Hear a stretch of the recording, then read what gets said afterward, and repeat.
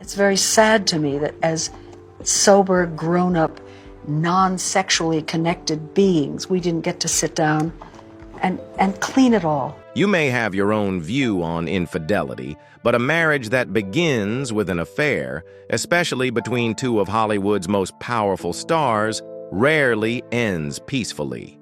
Ali Macgraw was once America's gentlest icon, a name forever tied to love story, to elegance, and to a beauty that made people believe in an ideal kind of love. But behind those tender eyes were years no one ever saw, loss, turmoil, and choices that sent her plummeting from the very top.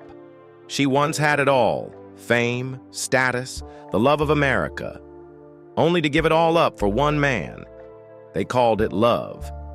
But what truly happened behind the doors of that Malibu beachfront home? At 85, Ali Macgraw has finally broken her silence.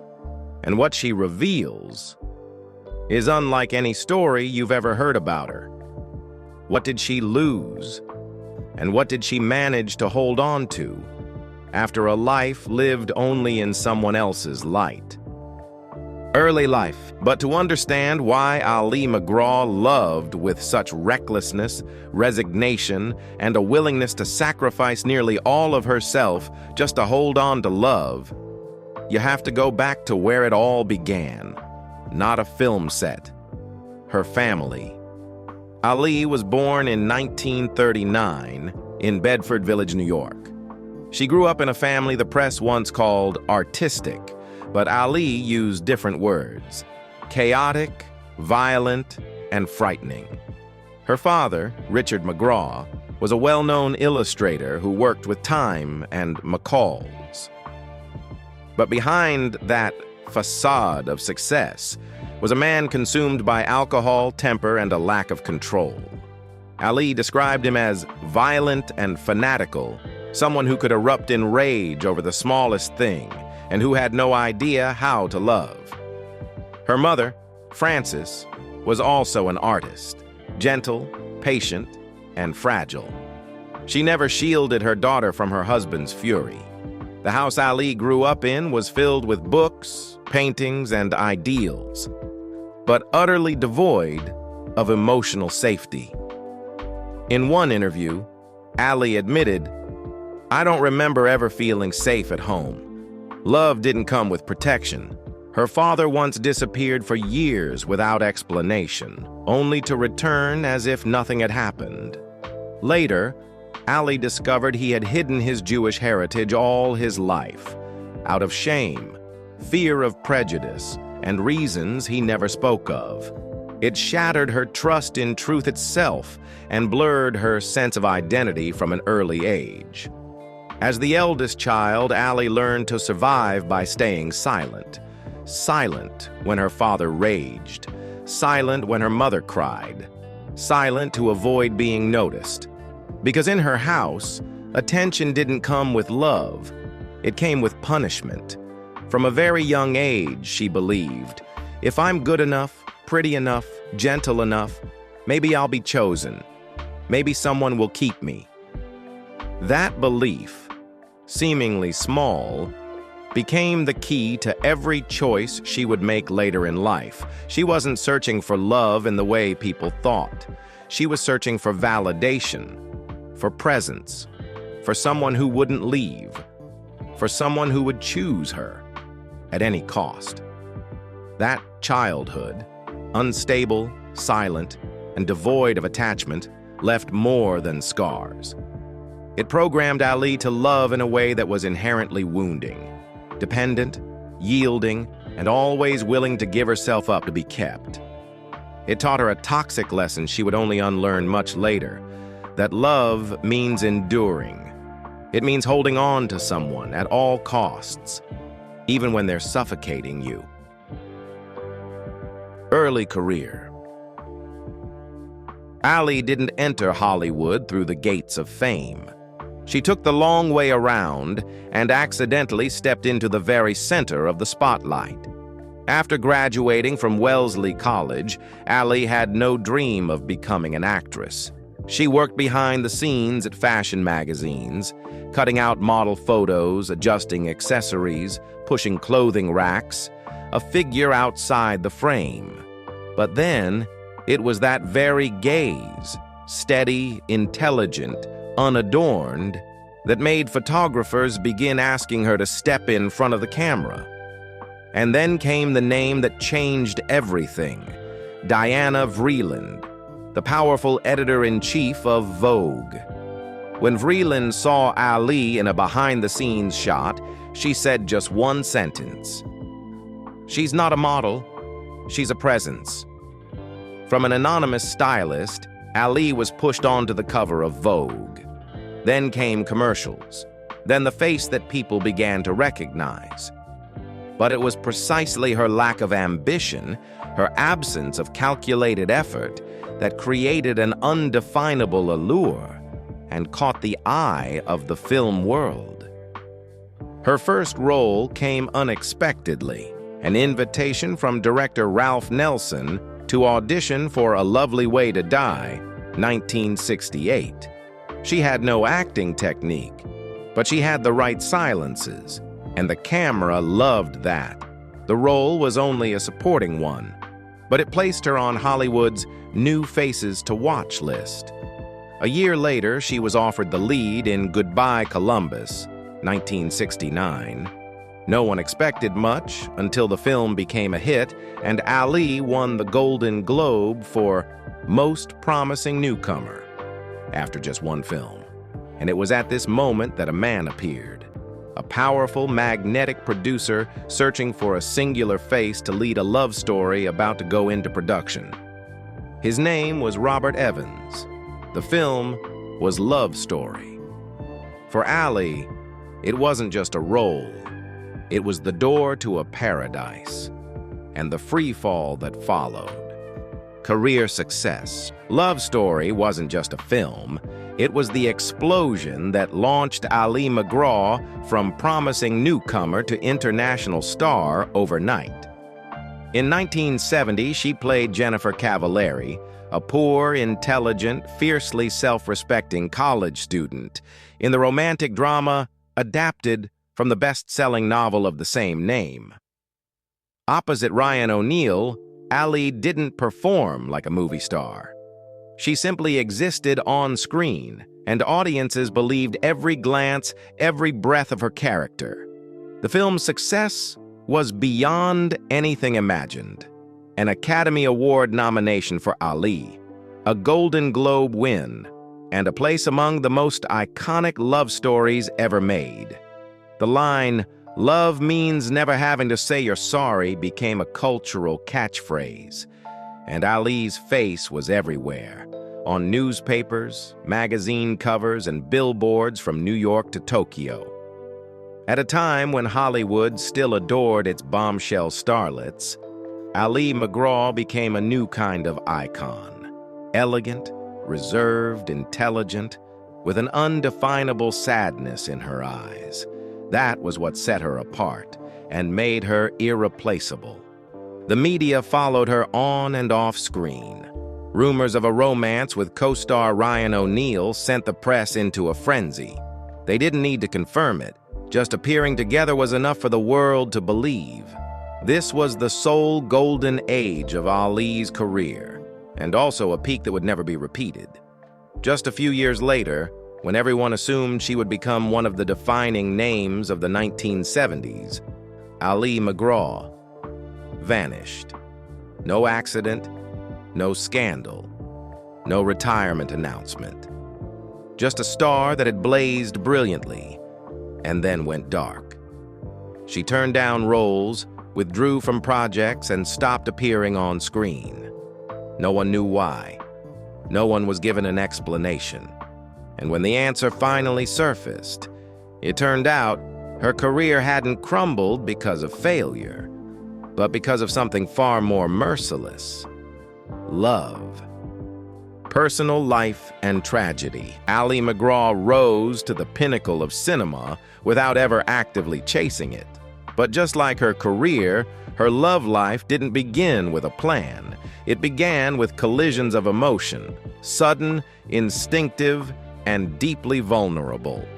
Before the spotlight ever found her, Allie had already been through a brief marriage, one rarely mentioned, yet it was the first piece of evidence showing how she loved, full of hope, but without a foundation. The man was Robin Hohen, a young Harvard-educated banker, embodying every quality of a perfect husband by traditional standards. Allie met him while still in college, and within a short time they married. She likely entered that marriage less out of mature love and more from the need to be chosen, the need to feel important to someone. But married life is not like the movies. It doesn't fill the voids left from childhood. And it certainly can't teach a woman who doesn't yet understand herself how to hold on to a lasting, grown-up love. After 18 months, they divorced quietly, leaving behind almost no trace of regret or heartbreak. Allie would later describe her first marriage as an impulsive act from an unhealed heart. Following that brief first marriage, Allie Macgraw entered her second relationship just as her career was beginning to blossom and Hollywood was starting to remember her name. If Robin Hohen was the awkward prologue, then Robert Evans was the turning point that made Allie Macgraw a star. They met just after she won her first Golden Globe. At the time, Evans, then president of Paramount, was searching for a face that could save the struggling studio. He believed in Allie, not just as a fashionable beauty, but as the embodiment of a deep femininity audiences longed to see on screen. He cast her as Jenny in Love Story, and as if by destiny, the film not only saved Paramount but also turned Allie into a global icon. Evans once said, "Without Allie, there would have been no miracle." They married and had a son together, Joshua. With Evans, Allie was both a box office queen and a fulfilled young mother. But the heights of success often come with choices that can't be undone. In 1972, Evans offered her a role in The Getaway, opposite Steve McQueen. He believed this action role would break her sweetheart image and expand her range as an actress. At first, Allie refused. She was already famous, happy, and saw no need. But eventually, she agreed, a decision Evans would later call a fatal mistake. Just weeks into filming, Allie and McQueen began an affair. The press swarmed like a storm. Evans was devastated but not surprised. Years later, he recalled, "Allie had warned me, 'I'm a hot-blooded lady, never leave me for more than 2 weeks.'" He hadn't believed her, until the day she actually left. Allie walked away from her home, her husband and her son to be with Steve McQueen. Soon after, her second marriage ended. Evans didn't fight to keep her. He simply watched in silence as the woman he had lifted to the top walked out of his life, hand in hand with a man who could destroy everything. The most heartbreaking part was that they didn't part in bitterness. Evans still called Allie the most important part of my life. He admitted, "If I could do it all over again, I'd still be with Allie." They became friends, staying in touch until his death. But the betrayal of that year left a wound that never truly healed for either of them. And from that moment on, Allie began to lose not only her marriage, but pieces of herself. They married in 1973, while the affair between Allie and Steve McQueen was still fresh in the tabloids, and the wound to Robert Evans was far from healed. From the outside, the marriage of two of Hollywood's biggest stars looked like a dream scripted by the industry itself. A screen hero and a gentle icon, retreating from the spotlight to live a simple life together. But for Allie, It was the first step into a bargain she could never have imagined, one that would cost her far more than she knew. From the start, McQueen insisted Ali sign a prenuptial agreement. Then he demanded she leave Hollywood and abandon her budding career. Ali complied, not only out of love, but out of fear of losing another man the way she had before. She moved to Malibu to live like a recluse with McQueen and her young son, Josh. For brief moments, life seemed idyllic. Tuna fish sandwiches, surfboards, and bicycles, Ali once wrote. Each child had their own little circle of friends whom our parents also adored. But the truth was, McQueen never loved a woman. He loved the image he could mold from her. And Ali became that woman. He liked to call me his old lady, she recalled bitterly. A phrase I could go my whole life without hearing again. She wore jeans and t-shirts, cooked dinner at exactly 6 p.m., washed the dishes, played wife, stepmother, and the gentle shadow McQueen wanted. I played the cook, the maid, the ultimate simple woman, she wrote. For a time that worked, and we were happy. But it was only a facade. McQueen's jealousy was extreme. If she so much as looked at another man, he would erupt in anger. Meanwhile, he freely indulged with blonde women, so much so that his first wife, Niley, once quipped at his funeral, "Steve likes sleeping with blondes, but he married brunettes." McQueen sank deeper into alcohol and marijuana. Ali quietly began struggling with alcohol herself. Arguments escalated, sometimes turning violent. Eventually, McQueen rented his own suite at the Beverly Wilshire Hotel, where rumors of new affairs reached Ali. Not long after, she too had an affair, as a way to breathe. To escape the claustrophobic discord that was our marriage, she said. Yet, despite the hurt, Ali never denied her own faults. In my desire to be with him, I never showed Steve who I really was, she wrote. Part of me was acting, and I was better at it in life than on screen. And for that reason, she often felt like a ghost, living in circumstances that looked perfect, yet feeling utterly invisible. They separated in 1977 and divorced in 1978. 2 years later, McQueen died of cancer. Ali no longer felt anger, only regret. In her memoir, she recalled one rare meeting after their separation. He wore a worn baseball cap and held a beer. She wore high heels and red nail polish. Both felt entirely themselves. An immediate closeness returned. But when he suggested pulling over on the highway near Oxnard to make love in an orange grove, she simply couldn't. After the painful divorce from Steve McQueen, Ali Macgraw was no longer herself. From a screen siren who once made all of Hollywood hold its breath, she plunged into a free fall of depression, disorientation, and alcoholism. Her career had collapsed, her reputation was tarnished, and the man for whom she had sacrificed everything was gone forever. I didn't know who I was anymore, she admitted. I had lived for years like a ghost. In 1985, at the age of 46, Ali checked herself into the Betty Ford Center, not out of coercion, but because she had no other choice. There, she publicly introduced herself to the therapy group for the first time. My name is Ali, and I am an alcoholic and male dependent. But more significant than the alcohol addiction was the addiction to love. She confessed to being so emotionally dependent on men that she had lost herself entirely. These were not the words of a star, but of a woman who had been through 3 marriages, a derailed career, and years of living in denial. At the center, she began writing page after page of memoir, not to publish, but to understand herself.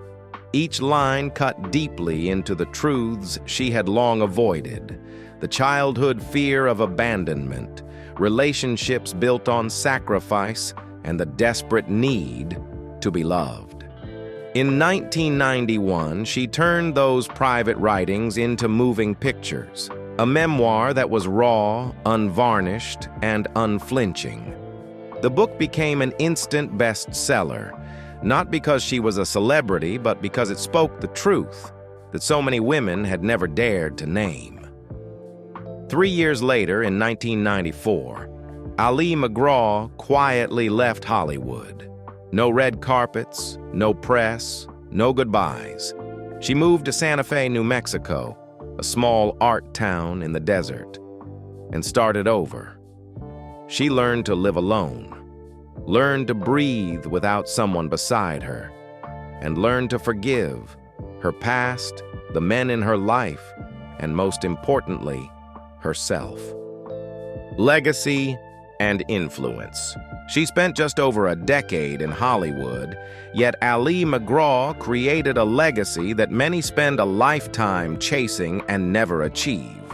With only a handful of roles, most memorably as Jennifer Cavallari in Love Story, she became an icon not only of cinema, but of an entire generation of American women. Her long, straight hair, soulful gaze, and minimalist bohemian style didn't just captivate the fashion world, they helped define the aesthetic of the 1970s. Vogue called her the effortless muse, unadorned, unpretentious, yet impossible to look away from. Love Story, with its message, "Love means never having to say you're sorry," was more than just a film. It was a mirror reflecting grief, pure love, and sacrifice. And Ali, as Jennifer, became a timeless symbol of fragility and grace. The role made millions of Americans weep, and countless women saw themselves in her. A woman who loved fully, sacrificed deeply, and sometimes disappeared into someone else's life. But perhaps Ali Macgraw's greatest influence came not on screen, but after the spotlight faded. In an era when psychological wounds were hidden behind glamour, she was one of the few stars willing to admit she had been addicted, broken, and so consumed by men that she lost herself. She didn't just write about it, she spoke about it, on television, on stage, and in gatherings with women walking the same recovery path she had. To the public, Ali Macgraw might be a star who once burned brightly and then vanished. But to women who have fought to reclaim themselves in love, she is a voice, a role model, a woman who dared to live in truth. Current life, no longer seeking roles or fame, the Ali Macgraw of 2025 lives a full life on her own terms. At 85, she has become an integral part of the Santa Fe community, not as a reclusive movie star, but as a warm, familiar neighbor. People see her at the grocery store, chatting with the florist, walking her little dog, no makeup, no defenses, no distance. Since publishing her memoir, Moving Pictures, Ali has rarely granted interviews, yet she remains a steady presence at community events, raising funds for animal rescue shelters, supporting the preservation of indigenous culture, and helping women rebuild their lives after divorce or addiction. Quietly, she has turned her own memories into a compass for others. From time to time, younger people still recognize her, surprised to discover she is the girl from Love Story. But she only smiles gently. That girl is a part of me, but she's not all of me.